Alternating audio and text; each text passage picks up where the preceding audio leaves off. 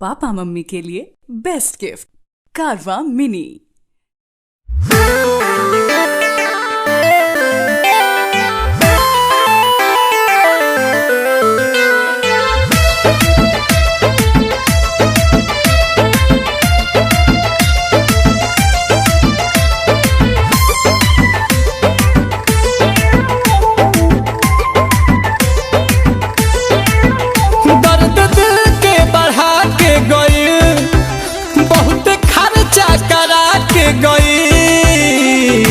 ये भात दोनों खाली बा ठंडो लगता। दर्द दिल के बढ़ा के गई, बहुत खर्चा करा के गई। हमके लागल की लाइक करत भी यार, बाकी ठेंगा देखा के गई। हमके लागल की लाइक करत भी यार, बाकी ठेंगा देखा के गई।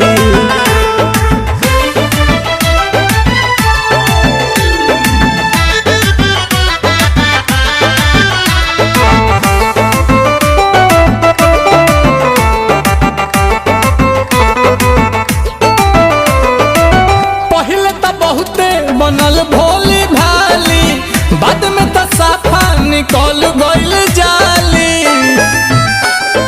जेब भइल खाली, पहले तो बहुते बनल भोली भाली, बाद में उ साफा निकल गइल जाली।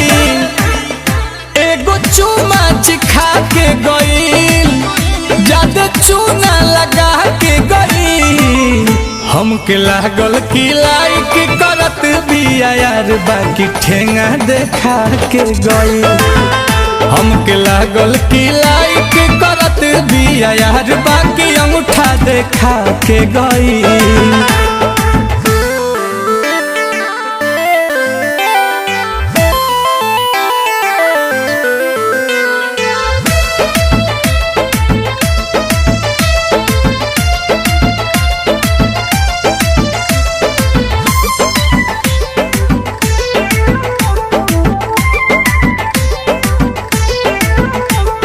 किस्मत में मुर्गा देले बाटे अंडा, सुनील कोमल हो रही जाई है मांडा, बढ़ल जाता ठंडा।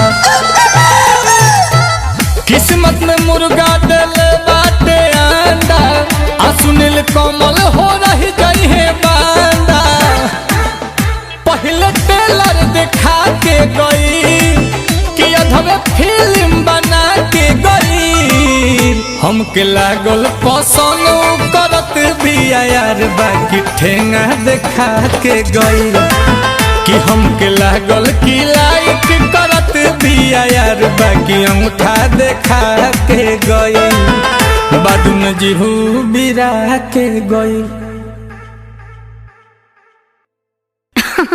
अरे पूरा इंडिया हिली बाबू, खाली तू देखत जा।